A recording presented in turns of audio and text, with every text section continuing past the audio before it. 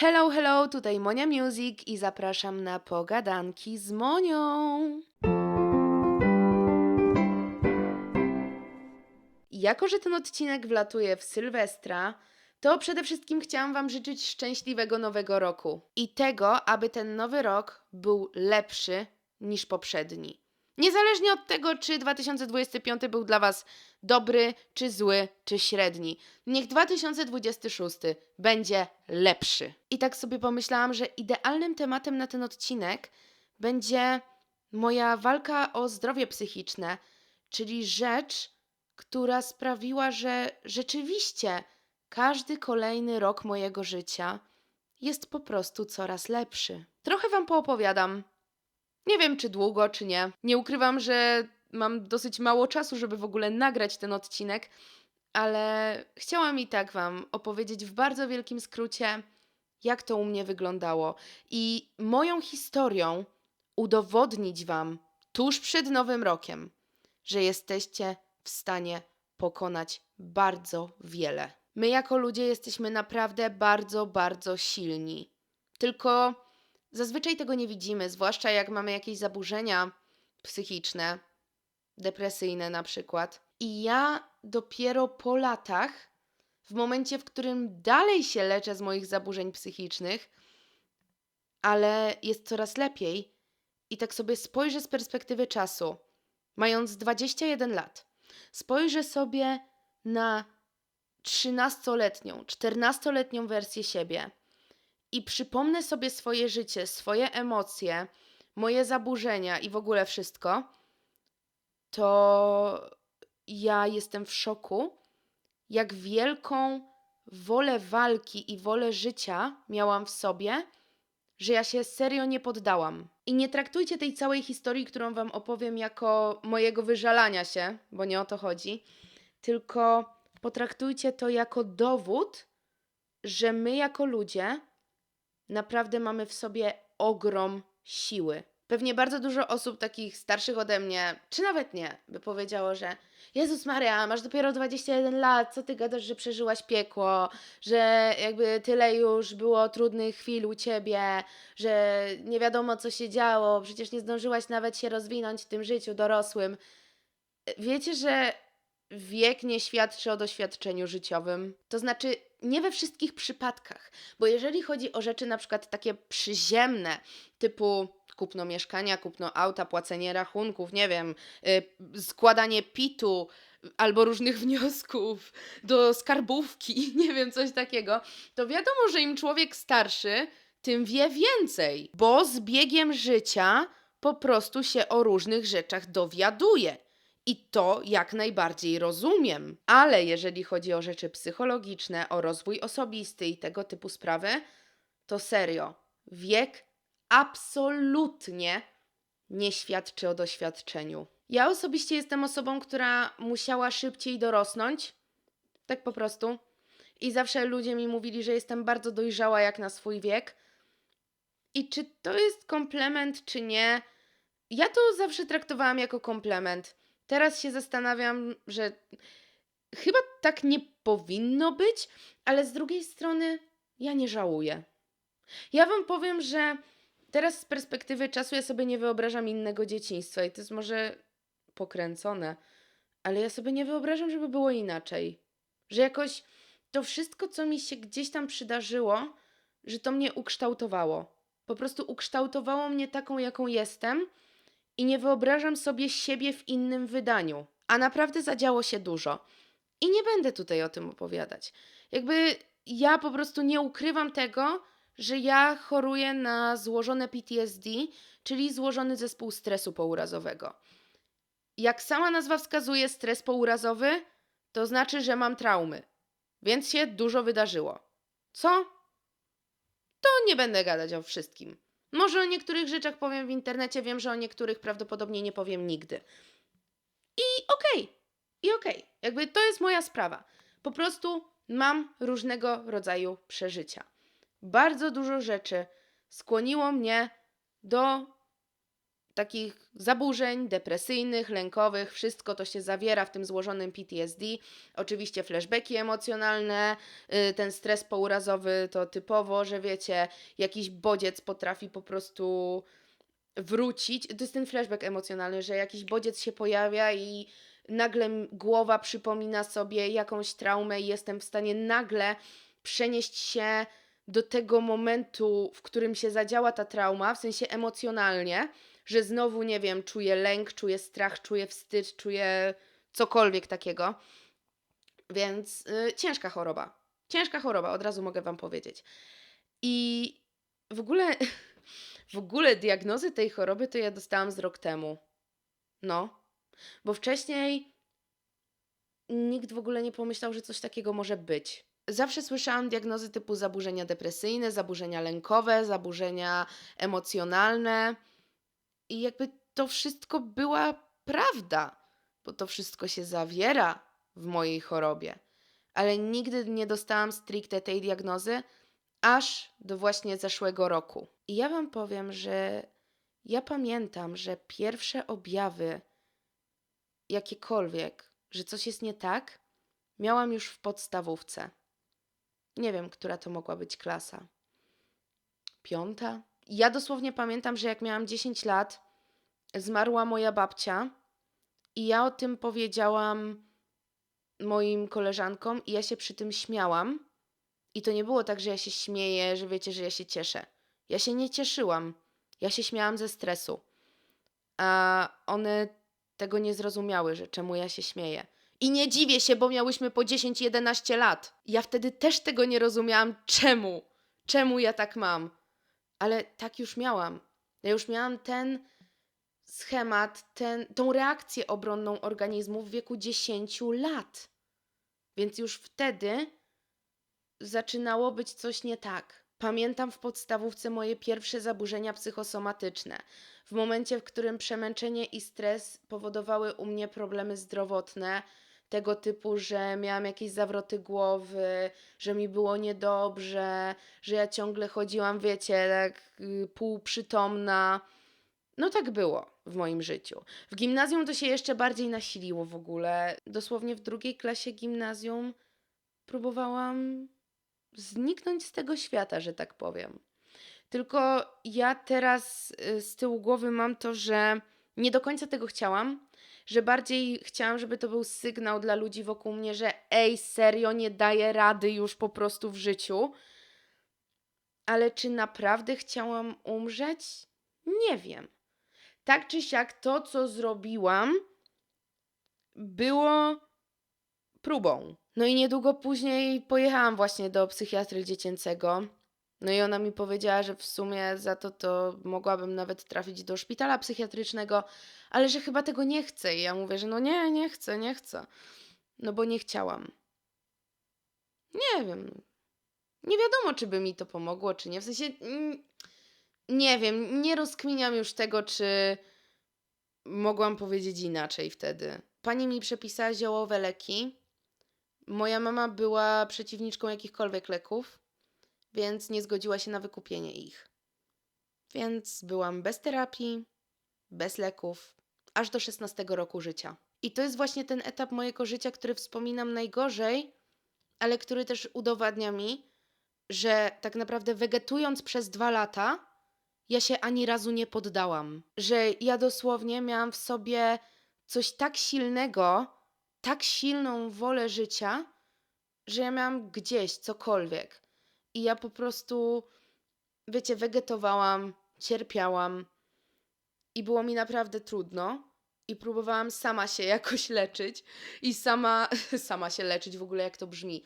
Po prostu próbowałam sama jakoś myśleć bardziej pozytywnie, bardziej się na tym skupiać w życiu.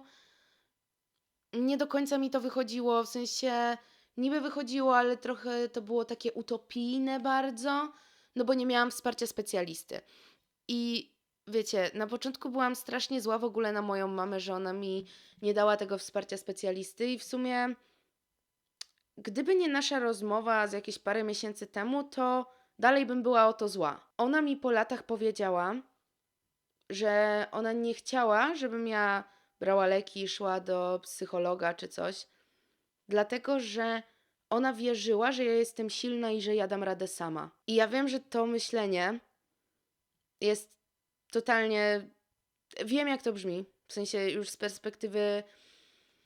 perspektywy czasu i wiedzy psychologicznej i tego, ile się o tym mówi, że to jest tak, że jestem silna, tylko że nie wszystkie schematy jestem w stanie sama rozpracować, że do tego też potrzebuję specjalisty. Ale z drugiej strony ja zrozumiałam właśnie po tych latach, po tej rozmowie, że moja mama nie chciała niczego złego. Że ona po prostu myślała, że robi dla mnie jak najlepiej i dlatego jakby nie rozkminiam już tego, co mogłoby być inaczej, jak mogłoby tam się dziać. Nie wiem. W sensie trochę mam łzy w oczach tak leciutko, ale ja nie chcę tu płakać, bo jakby przeżyłam ten okres. Potem moja mama się zorientowała właśnie, jak miałam te 16 lat, że jest źle, dlatego zapisała mnie do terapeutki i do tej pory u niej mam terapię. Naprawdę bardzo cenię tą kobietę, bo uratowała mi życie, dosłownie. I teraz po prostu jak patrzę na siebie z początku terapii, a na siebie teraz, po 5 latach, to jestem like wow. Wow. Po prostu wow. Przez 5 lat zrobiłam ogromny progres. Wiadomo, były wzloty i upadki. I wiecie, progres to nie jest też coś takiego, że jesteśmy na dole i jakby etap końcowy to jest na górze i to idzie prostą linią. Nie. To jest idziemy do góry i trochę spadamy. I znowu idziemy do góry i trochę spadamy. I idziemy do góry i spadamy. No, bo takie jest życie. Życie jest sinusoidą. Dosłownie.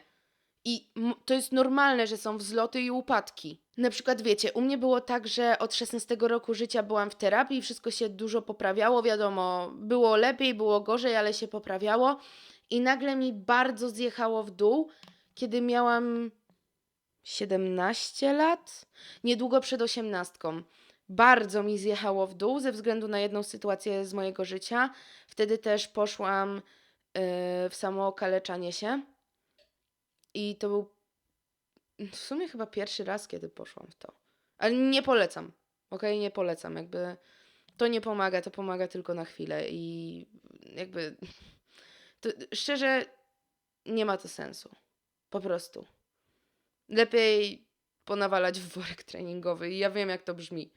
Ja wiem, że to brzmi jak jakieś, wiecie, bzdury wyssane z palca typu masz depresję, idź pobiegać.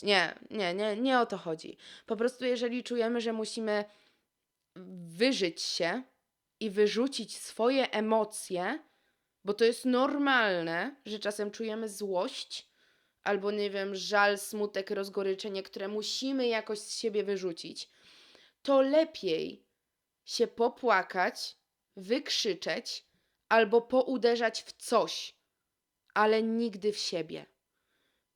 Bo właśnie o to chodzi, że ja wiem, że ja na przykład tak miałam, że ja wolałam robić krzywdę sobie, bo wiedziałam, że jeżeli nie zrobię jej sobie, to zrobię ją komuś innemu.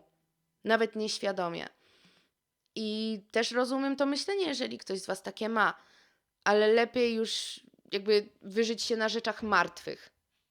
Rozumiecie? Bo na innych ludziach no to też lepiej się nie wyżywać. Ale no, że po prostu krzywdzenie siebie. Jakby po moich przejściach ja jestem w stanie zrozumieć osoby, które to robią. Ale po moich przejściach i po mojej terapii, w sensie jestem cały czas w terapii i teraz wiem, że to nie ma sensu. I jeżeli myślicie, że ja nie myślę o tym, to jesteście w dużym błędzie. Bo jak już ktoś to zrobił raz, drugi, trzeci, to te myśli wracają. One wracają jak mantra. One, jak tylko mam jakieś, osobiście, jak mam jakieś potężniejsze problemy, albo mam jakieś załamanie nerwowe, to przychodzą mi te myśli. Przychodzą mi myśli, weź przecież masz, nie wiem, nóż w domu, ostrze w domu, cokolwiek w domu. Przecież możesz sobie ulżyć. Tylko i właśnie rola terapii nie polega na tym, żeby zlikwidować te myśli i żeby ich nie było, bo one będą. Jak już się pojawiły, to będą. Rolą terapii jest to, aby wykształciła się też zdrowa część w nas. I są takie rozmowy wewnętrzne, takie konflikty wewnętrzne, i to jest właśnie to, że moja zdrowa część i moja chora część walczą ze sobą, i ja jestem w totalnym dołku, i serio czasem mam ochotę to zrobić. Serio.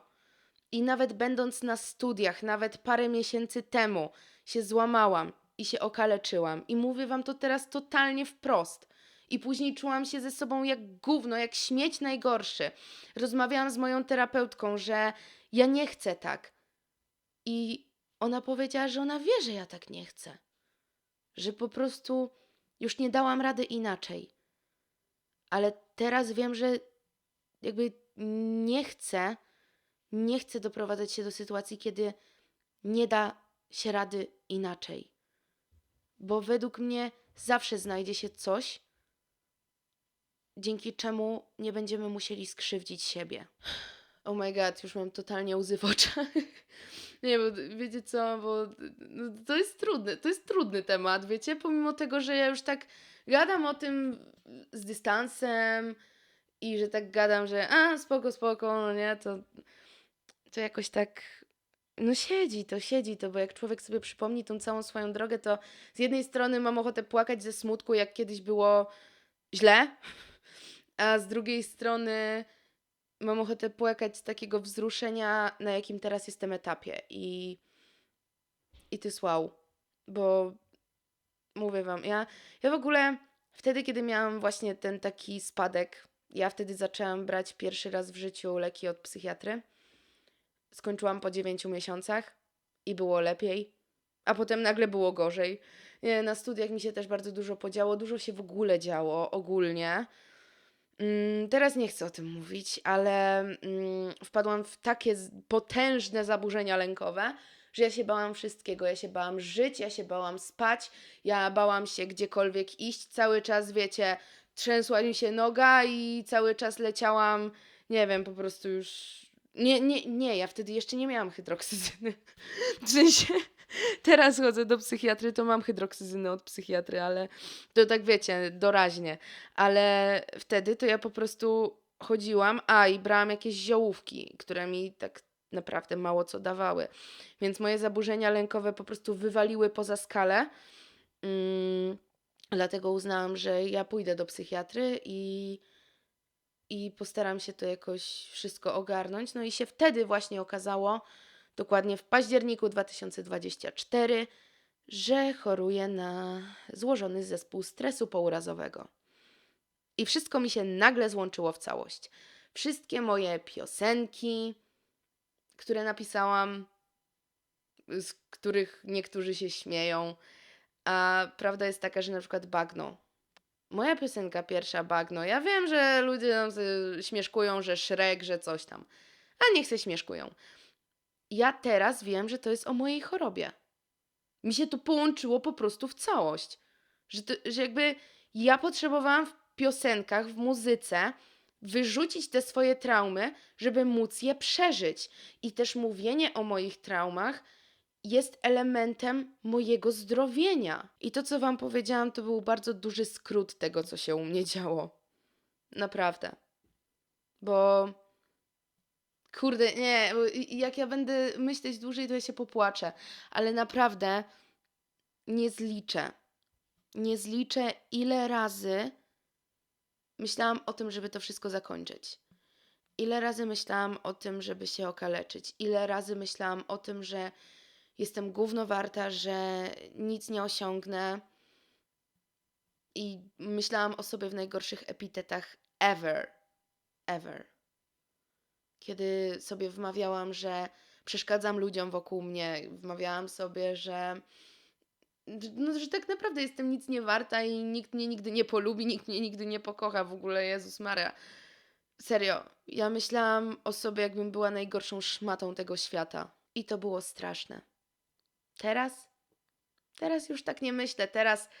Wiadomo, czasem mi się odpala, bo to nie zniknie z dnia na dzień. Pomimo tego, że jestem w terapii 5 lat, biorę leki, w sensie od momentu diagnozy mojej choroby już minął ponad rok i jest o wiele lepiej niż było, ale to wszystko nie zniknie od razu.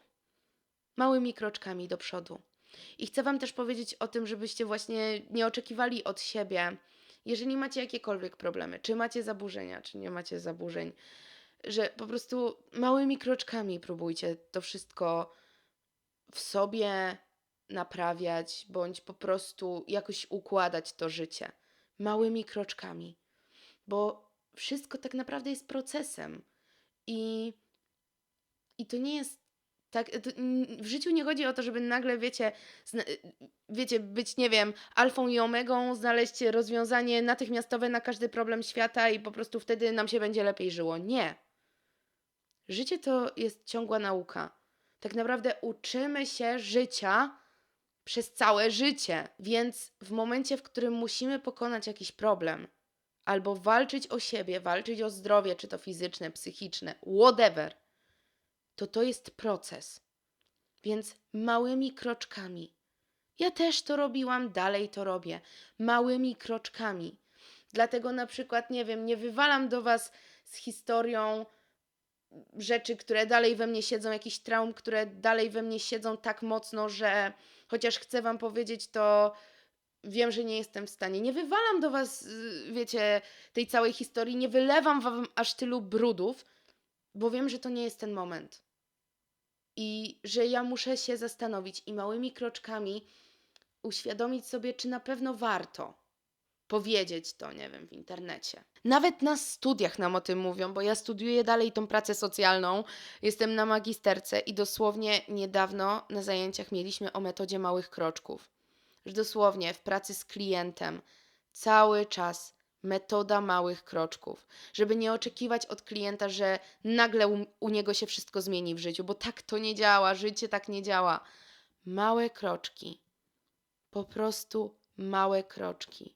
I jeżeli robicie sobie postanowienia noworoczne, to też nie myślcie, że musicie zmienić swoje życie o 180 stopni. Postawcie sobie postanowienia noworoczne w postaci małych kroczków. I może wtedy też będzie łatwiej je zrealizować, bo nie będzie przerażała wizja tego, że o Jezus, nagle zmieniam wszystko.